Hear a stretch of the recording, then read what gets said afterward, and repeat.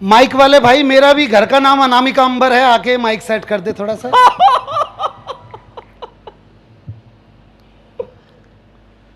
सौरभ भैया ने जो मेरी तारीफ करी, मैं सच में उस तारीफ के लायक नहीं हूं। हाँ, तुम अपने चोचले करते रहना कि आपके लिए, भाई साहब आपके लिए, ये जो समूह बैठा हुआ है भाई साहब आपके लिए, यहां जो भाई साहब बैठे हुए हैं भाई साहब आपके लिए, ये जो लोग खड़े हैं भाई साहब आपके लिए। आ गया? अगर मेरा नाम दिनेश होता तो कभी नहीं आता।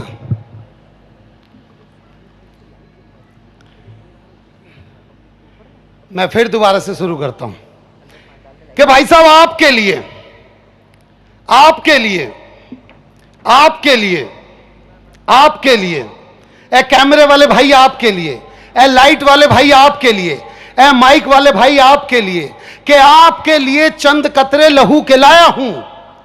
खुद मुरझा गया हूं पर फूल खुशबू के लाया हूं, और आप लोगों को तालियां बजानी ही होगी। मैं घर से पत्नी के पांव छू के आया हूं। बहुत अच्छे विनोद। और ये उन्हीं लोगों ने ताली बजाई है जो खुद छू के आए हैं। भाई साहब कह रहे थे रामायण का जिक्र कर रहे थे, मैं भी रामायण का एक छोटा सा जिक्र करता हूं। सौरभ भैया आपका परमिशन, सौरभ भैया उठा के रख। रामायण में जब रावण मरने की स्थिति पे था तो राम ने लक्ष्मण से बोला कि हे अनुज, रावण नीति राजनीति का महाज्ञाता है, जाओ इससे जाके पूछ के कुछ ज्ञान की बात लो। तो लक्ष्मण जी गए। लक्ष्मण जी बोले कि हे रावण, अब आप इस दुनिया से जाने वाले हैं, तो मुझे कोई नीति राजनीति की बात बताइए कि अब इस जन्म में तो वैसे भी मुक्ति बड़ी मुश्किल से मिलती है, जब कलयुग आ जाएगा तो मुक्ति कैसे मिलेगी। तो रावण ने जो बात बोली वो आप सबके बीच में रखता हूं। रावण ने बोला जब कलयुग आएगा तो 8-10-1982 को विनोद पाल नाम का कवि पैदा होगा, और जो उसकी कविताओं पे तालियां बजाएगा उसे तो मुक्ति मिलेगी।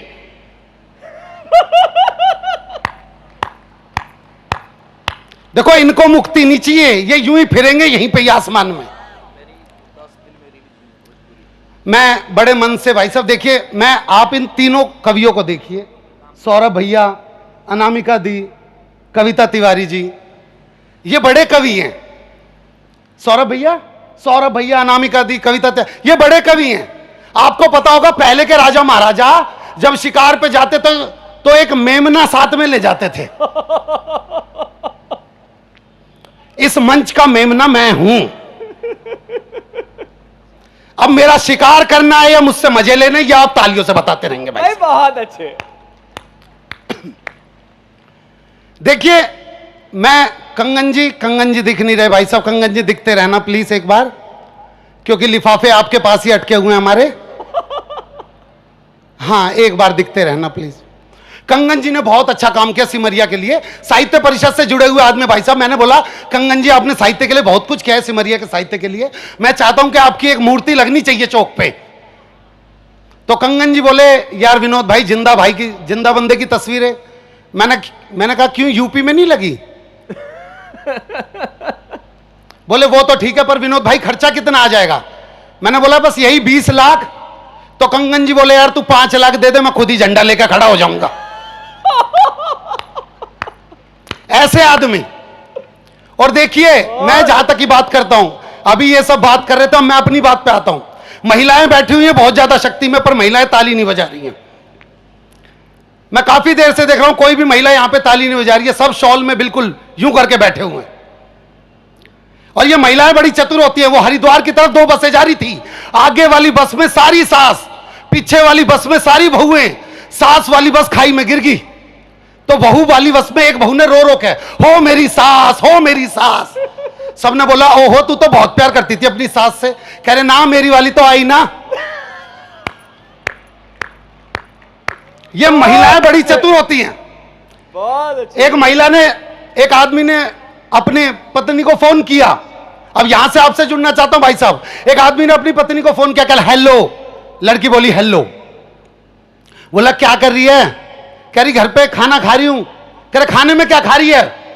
कह रही तुम ऐसी बदतमीज रहना, ये जान के क्या कर लेगो मैं खाने में क्या खा रही हूं, कोई जनरल नॉलेज की बात कर लो। तो आदमी बोला अच्छा जनरल नॉलेज की बात, when you insure your vehicle from the company and you don't take claim in a whole year, so company provide you 20% no claim bonus. It is increases after every year. After 1 year 20%, after year 25%, after 35%, after 4 year 45%, and the last will be 50%, and it will be remain 50% till then you don't take claim. You can transfer your NCV for old vehicle to new vehicle, but before it you have to sell vehicle and make it a liability policy. पत्नी खिचड़ी खा रही हूं आम के अचार के साथ। ये सब परिस्थितियां हैं। देखो अर्थ का अनर्थ कैसे हो जाता है। एक मरीज डॉक्टर से बोल रहा था, डॉक्टर साहब इस जिंदगी से तो मरना अच्छा। डॉक्टर बोला भाई कोशिश तो कर ही रहे हैं। एक शराबी पहुंच गया डॉक्टर के पास। डॉक्टर ने जैसे ही नब्ज पकड़ी मुंह से शराब का भपका आया। डॉक्टर बोला पीते हो? शराबी हाँ मंगा लीजिए। अर्थ का अनर्थ हो रहा है हर जगह पे, और यही करते आए हम। अब मेरे एक दोस्त को झूठ बोलने की बहुत बुरी बीमारी। मैंने बोला भाई तू बहुत ज्यादा झूठ बोलता है, अपने थोड़ा कम कर ला कर। कह रहा विनोद भाई मुझे पता नहीं चलता। मैं कहा ठीक है, आज के बाद तू जब भी झूठ बोलेगा मैं थोड़ा सा खांस दूंगा, मेरे झूठ को सुनकर तू छोटा कर लियो। कह रहा ठीक है। मैं उसे अपनी ससुराल लेके गया। वहां जाते ही बोला सासू मां अभी हम जंगल में से आ रहे थे, हमने 100 फुट लंबा सांप देखा। मैंने अपनी दोस्ती निभाई। कह रहा पास गया 80 फुट का था। मैंने फिर अपनी दोस्ती निभाई। कह रहा घर गया, फीता लेके आया, फीते से नापा 50 फुट का था। मैं फिर बोला कह रहा भाई किसी का खांसी हो तो अपना इलाज कराओ, इब साला फीते से नाप ले, अब कैसा कम करूं इसे। हम परिस्थितियों में फंसे हुए लोग हैं, मैं बतला रहा हूं भाई साहब आपको। एक दादा बैठा हुआ था धूप में, इतने में पोता आया। कर दादा एक बार टैं बोल दे। दादा ने बोल दे बेटे, कह रहा हो गई तेरी बल्ले बल्ले हो जाएगी। दादा की समझ में नहीं, इतने में दूसरा पोता आया। कह रहा दादा एक बार टैं बोल दे। कह रहा ले भाई टैं। कह रहा हो गई तेरी बल्ले बल्ले हो जाए। अब दादा ने हाथ पकड़े, कर चक्कर क्या है, ये टैं क्यों बोल रहा, बल्ले बल्ले का गाना क्यों गा रहा है? बोला अंदर मम्मी पापा से कह रही थी एक बार ये बुढ़ा बट टैं बोल जाए।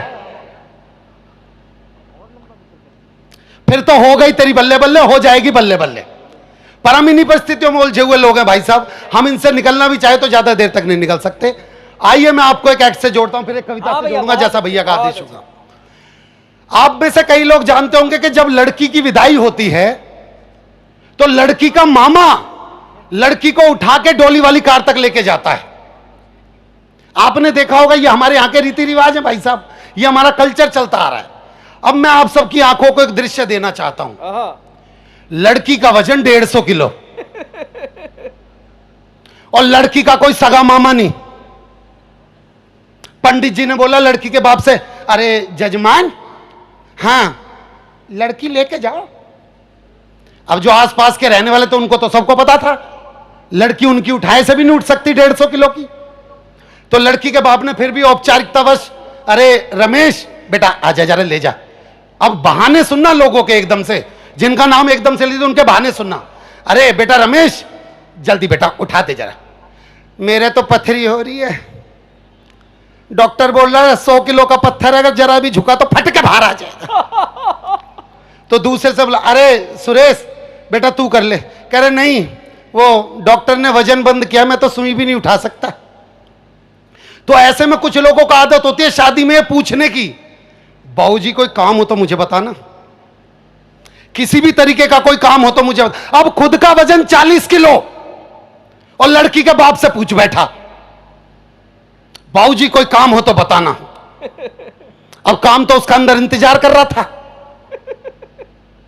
बोला जा छुटकी को लेके जा। अब उसने छुटकी देखी,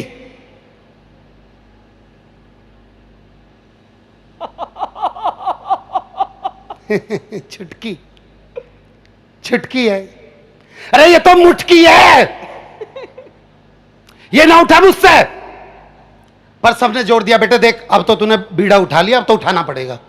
तो उसने उठाने की पहली छोटी सी कोशिश की तो रीढ़ की हड्डी में से चटक की आवाज आ गई। वहां खड़े हुए बच्चों को लगा अंकल जी उठा नहीं पा रहे, बच्चे सिमरिया जिले के ही थे, उनको लगा अंकल जी उठा नहीं पा रहे, तो उन्होंने सुल्तान फिल्म का गाना स्टार्ट कर दिया। खून में तेरे मिट्टी, मिट्टी में तेरा खून, ऊपर अल्लाह नीचे धरती, बीच में तेरा जुनून।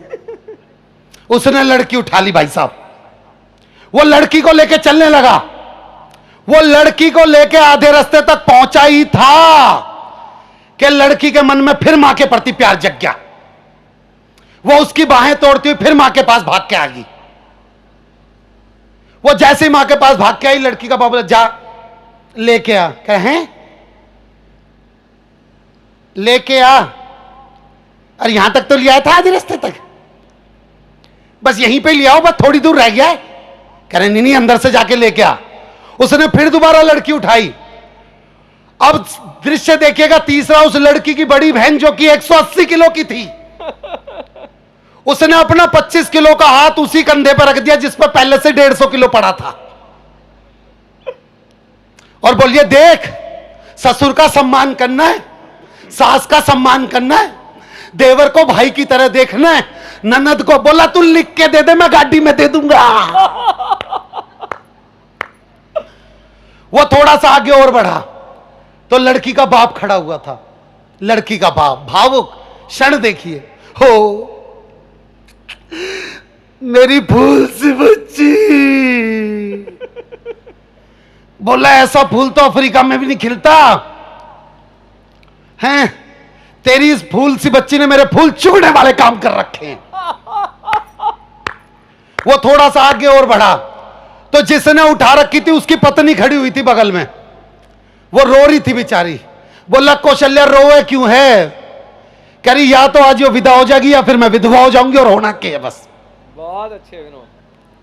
वो थोड़ा सा आगे और बढ़ा तो भाई साहब एक बच्चा रास्ते में आ गया। कर अंकल जी रात को शादी का लड्डू नहीं खाया था, लड्डू खिला दो। कर अंकल जी रात को शादी का लड्डू नहीं खाया था, लड्डू खिला दो। कर हट जा। कर अंकल जी लड्डू खिला। कर साले तू मेरी 13वीं का लड्डू खा कर मन लगा। वो थोड़ा सा आगे और तो लड़की की बुआ आ गई। लड़की की बुआ आके उसके पैरों में लिपट गई। बोला मैं मर जाऊंगी, मैं अपनी बेटी को ना ले जान दूं, मैं मर जाऊंगी। बोला देखियो हाथ से छूट के गिर गई ना तो सच में दब के मर जाएगी। बुआ साइड में खड़ी होगी। अब वो बिल्कुल गेट तक पहुंच गया। अब उसे लगा बस डोली वाली कार बाहर तक खड़ी हुई है। इतने में से फिर किसी ने पीछे से आवाज लगा दी, अरे भाई लड़की की दादी कुछ कहना चाह रही है। कह रहा सालों मेरी सुपारी उपारी ले रखी है क्या? अब लड़की की दादी आई। लड़की की दादी भाई 1965 वाली। मेरी बेटी यार, अरे भैया क्या कह रही है यो?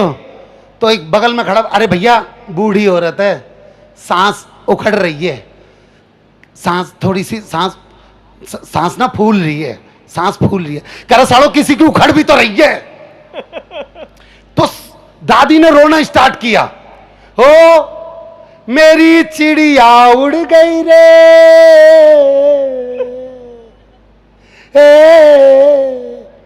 ओ मेरी चिड़िया उड़ गई रे। बोला किसी के तोते भी तो उड़ा रही है। वो बिल्कुल डोली वाली कार तक पहुंच गया। वो कहला जल्दी से दरवाजा खोल। बोला जी यो गाड़ी नहीं है, 6 गाड़ी छोड़ के। वो छठी वाली गाड़ी तक किसी तरीके से पहुंचा। कह रहे जल्दी से दरवाजा खोल। कह रहे अंकल जी वो अरे जल्दी बोल अंकल जी, वो मजाक कर रहा, वही गाड़ी थी। वो उस गाड़ी तक पहुंचा। कर तुमने मजाक सूझना, मेरे प्राण निकल जाएंगे। बोला जल्दी से दरवाजा खोल। इतने में छोटा भाई आ गया। कह रहा दीदी इस गाड़ी में नहीं जाएगी, दीदी उस गाड़ी में जाएगी। बड़ा वाला भाई बोला क्यों भाई, मैंने इस पे फूल लगवा रखे हैं। छोटा वाला भाई बोला भाई मैंने भी तो फूल लगवा रखे हैं। कह रहा नहीं बहन इसमें ही जाएगी। छोटे वाला बोला फिर मेरी गाड़ी में। वो बोला मेरी लाश रख लियो। वो किसी तरीके से बोला भाई चल इसी गाड़ी में बैठा दे। बोला जल्दी से दरवाजा खोल। कह रहे जी ये वाला दरवाजा जहां में वहां से लेके आओ। वो वहां लेके जाने को इतने में एक बच्चा बोला अंकल जी पीछे हो जाओ। कह रहा क्यों क्या हो गया? कह रहा अंकल जी यहां से गाय आ रही है। बोला गाय को बोल यहां से भैंस आ रही है। पर जैसे उसने लड़की को गाड़ी में बिठाया, गाड़ी के चारों टायर पंचर। लड़की का बाप बोला रहा निकाल, है निकाल। ये तो ठूसती बहुत मुश्किल से इसमें, पर किसी तरीके से जेसीबी आई, लड़की को विदा कराया। अगले ने जैसे ही चैन की सांस ली, लड़की का बाप बोला रहा चैन की सांस क्यों ले वे, अभी तो पग फेरा भी होना गांव का, छोरी फिर घर में आएगी और फिर जाके देना। Thank you very much. Vinod Pal signing off. Thank you.